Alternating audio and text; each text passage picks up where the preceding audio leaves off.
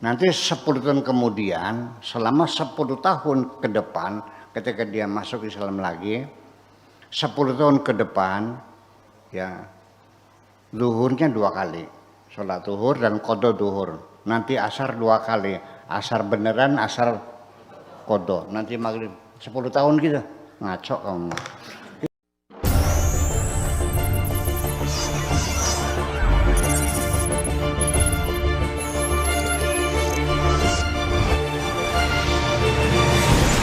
Warahmatullahi wabarakatuh. Perkenankan, nama saya Ibu Suni Abu ya. Izin tanya, niki ada pertanyaan dari ibu-ibu mengenai masalah perempuan, masalah menstruasi Bu ya. Kenapa perempuan ketika bulan puasa head gitu diwajibkan untuk mengqadha puasa dan tidak diwajibkan mengqadha sholat kecuali dalam waktu sudah masuk sholat kita belum mengerjakan sholat Bu ya, itu yang wajib diqadha. Itu yang pertama. Yang kedua, ketika kita hendak menanyakan sesuatu, hendaknya beristikharah, kita dalam keadaan tidak suci tapi kita ingin sesuatu apa yang bisa bisa cepat bukan ininya Bu ya, keinginannya tuh tanpa sholat, ada cara lain Bu ya. Terima kasih. Assalamualaikum warahmatullahi wabarakatuh. Iya. Ya, kalau sholat itu kan la qadha fi sholati. Sholat memang ada qadanya. Yang ada qadha itu puasa. Kenapa demikian? Karena sholat itu kan perintahnya aqimus sholat. Tapi kalau puasa kan kutiba alaikumusiyam. Kalau puasa sholat itu perintahnya lisan. Kalau puasa perintahnya tulisan kutiba. Ini Al-Quran hebatnya begitu ya. Kutiba alaikumusiyam. Kutiba alaikumusiyam, dituliskan buat kamu. Artinya perintah puasa secara tertulis, ada nomor suratnya, ada stempelnya, ada tanda tangannya. Kalau SK sudah berupa tulisan, tidak bisa direvisi lagi. Itu. Kemudian lagi juga kita akal-akalan, yang puasa kan setahun sekali. Iya kan? Nah kalau sholat kan tiap hari 5 kali. Kalau kita kan setahunnya 30 hari. Kalau sholat sehari 5 kali kan gitu. Terkecuali kalau Anda itu headnya itu berada di waktu yang Anda bisa dipersalahkan. Umpamanya gini, zuhur ini sekarang jam 12 lebih 3 menit ya. Anda jam 2 datang head.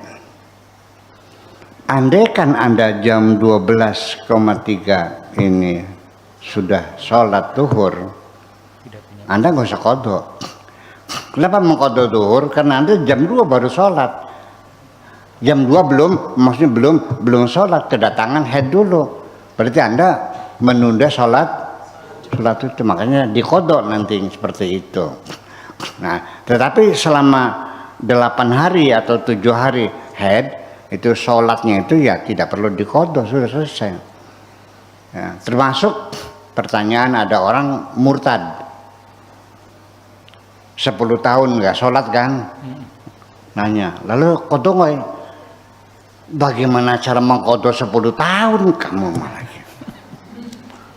Nanti 10 tahun kemudian, selama 10 tahun ke depan, ketika dia masuk Islam lagi, 10 tahun ke depan, ya, zuhurnya 2 kali, sholat zuhur dan qadha zuhur. Nanti asar 2 kali, asar beneran, asar qadha. Nanti maghrib 10 tahun gitu, ngaco kamu. Itu sudah istighfar, sudah masuk Islam lagi, ya udah kan gitu. Ilham makot salaf yang udah, ya udahlah, udah minta ampun sama Allah. Yang penting buktikan saja kamu dengan kebaikan-kebaikan kepada sesama manusia, kan gitu persoalannya. Kemudian yang jadi pertanyaan lagi apa tadi? Tentang istikharah dalam kondisi masih belum suci, Bu ya. Apakah ini bisa? Atau caranya bagaimana istikharahnya ketika kondisi belum suci begitu? Suci dan tidak suci itu ukuran syariat. Tetap manusia adalah dalam keadaan suci hatinya. Ya. Saya sendiri juga melihat masalah perempuan haid tidak boleh baca Quran ini kan hasil ijtihad ya. Masa orang perempuan harus menjauh dari firman Tuhan selama haid? Kita nggak boleh menjauh sedetik pun, nggak boleh lah. Iya. Jadi saya juga menjadi ini nanti ribut lah kalau sudah bicara fikih itu terus ribut jadinya. Iya. Sehingga ternyata orang haid juga boleh baca Quran kalau dia sebagai ustazah, sebagai guru ngaji. Masa libur? Lah kan ternyata kan. Betul enggak? Kalau perempuan itu lagi haid, tapi dia sedang menghafal Quran, berhenti atau terus ngapalinya? Terus baik. Ya kalau mandek ya lupa lagi ngapal Quran. 1 hari aja nggak diulang tuh, lupa. Terus makanya. Berarti kan tidak asli hukum tidak bolehnya itu. Terlalu banyak kekecualian, betul enggak? Nah, makanya saya mensiasati. Ketika kita berdoa, kemudian ada bacaan Fatihahnya, maunya kirim Fatihah kepada suami yang lagi kanjengan ke Wanggung, kirim Fatihah 99 setiap pada maghrib. Terus nanya, pakai kalau lagi haid gimana? Kalau lagi haid kamu baca tapi di dalam hati, jangan bersuara.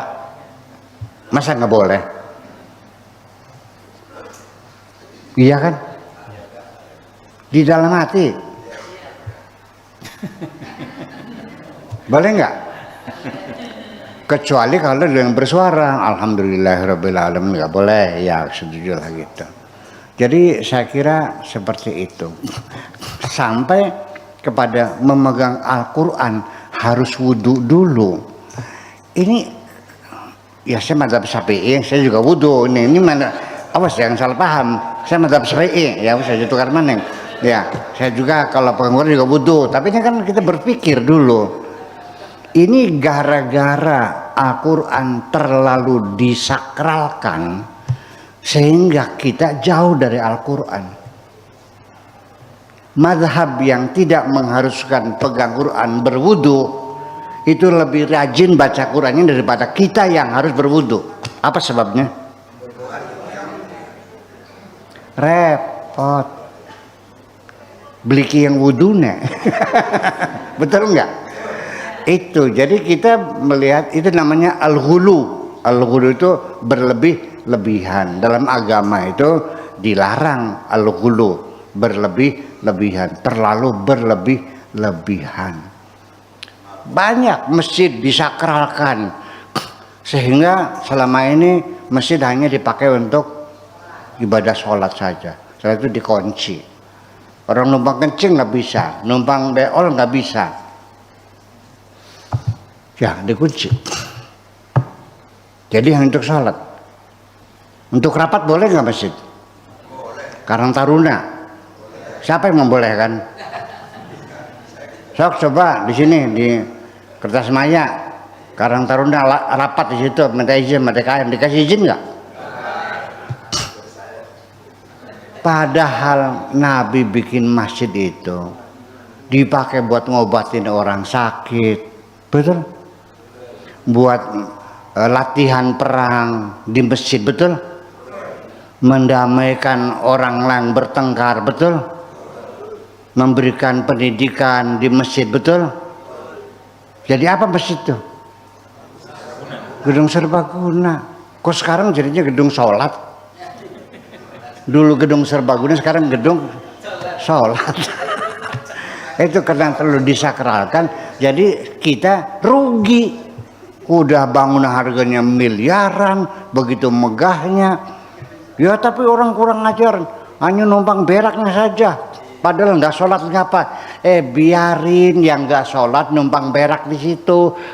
Masa setiap hari numpang berak di masjid 10 tahun nggak masuk masjid? Orang numpang berak di masjid, nggak sholat, biarin aja.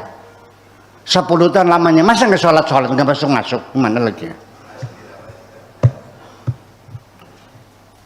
Nah, itu kira-kira. Jadi kita siasati bahwa hatimu tetap suci, hatimu tetap bersih. Silakanlah berdoa, silakan istikharah. Tapi ketika membaca ayat-ayat Al-Quran, ya kan gitu, yang panjang-panjang, bacanya di dalam hati, kecuali kalimat-kalimat pendek, subhanallah, astagfirullahaladzim, la haula wala quwata illa billahil aliyil azim, la ilaha illallah. Nah itu nggak punya wudu, nggak tidak suci, nggak masalah, boleh. Tapi kalau Fatihah, surat Al-Waqiah, ya dibacanya dalam hati aja lah gitu. Itulah makanya Pondok Pesantren Cadangpingan sekarang punya gedung serbaguna. Artinya untuk belajar, untuk pertemuan, untuk rapat, untuk sholat, untuk semuanya dipakai. Dan sengaja tidak saya kasih pengimaman. Kalau saya pengimaman, nantinya masjid, nanti anak santri putri sedang haid nggak boleh masuk. Betul nggak? Disiasati. Tapi ini bukan ngibul Tuhan ya. Disiasati supaya saya tidak diserang oleh para kiai, ya kan gitu, membolehkan perempuan haid masuk masjid. Sebenarnya ini bukan masjid, ini gedung serbaguna. Sholatnya di mana? Ya di situ. Berarti masjid? Enggak, andon. Sholatnya andon di gedung serbaguna. Gitu aja. Ayo Pak, gulat ya ayo. Oke, terima kasih, kita aja. Baik. Demikian Ibu penjelasan tentang bagaimana mengkodok puasa dan juga tentang istikharah dalam kondisi yang tidak suci.